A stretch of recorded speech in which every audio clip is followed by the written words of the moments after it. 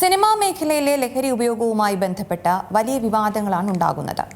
ഇതിന് പിന്നാലെയാണ് നടൻ ഷൈൻ ടോം ചാക്കോയ്ക്കെതിരെ ഇത്തരത്തിൽ ലഹരി ഉപയോഗവുമായി ബന്ധപ്പെട്ട നടി പരാതി നൽകുന്നതും സിനിമാ മേഖലയിലെ ലഹരി ഉപയോഗത്തിൽ കൂടുതൽ അന്വേഷണങ്ങൾ സജീവമാകുന്നതും.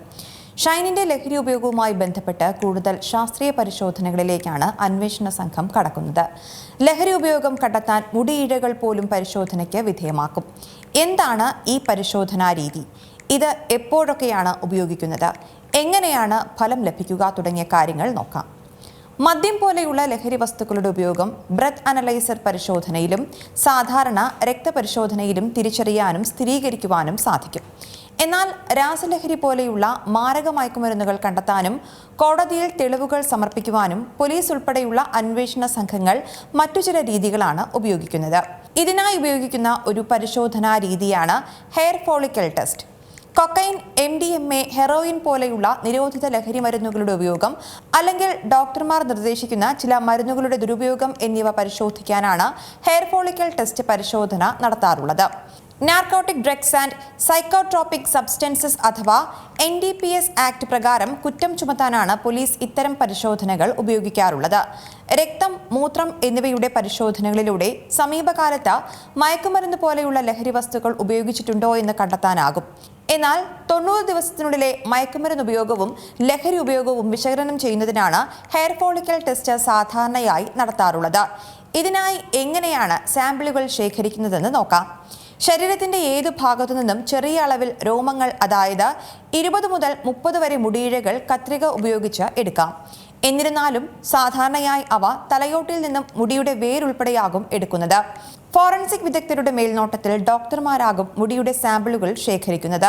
പരിശോധനയ്ക്കുള്ള സാമ്പിൾ ലാബിലെത്തി 24 മുതൽ 72 മണിക്കൂറിനുള്ളിൽ, അതായത് 1 മുതൽ 3 പ്രവൃത്തി ദിവസത്തിനുള്ളിൽ സാധാരണയായി ഫലം ലഭിക്കാറുണ്ട്. എന്നാൽ ചില പ്രത്യേക സാഹചര്യങ്ങളിൽ ഇതിന് കൂടുതൽ സമയമെടുത്തേക്കാം. ലാബിന്റെ സംവിധാനങ്ങൾക്കനുസരിച്ച് പരിശോധനാ ഫലം ലഭ്യമാകുന്ന കാലയളവിന് വ്യത്യാസം വരാം. ശേഖരിച്ച മുടി സാമ്പിളുകൾ പ്രത്യേക ലബോറട്ടറിയിൽ എത്തിച്ച് രാസപരമായ വിശകലനത്തിന് വിധേയമാക്കും.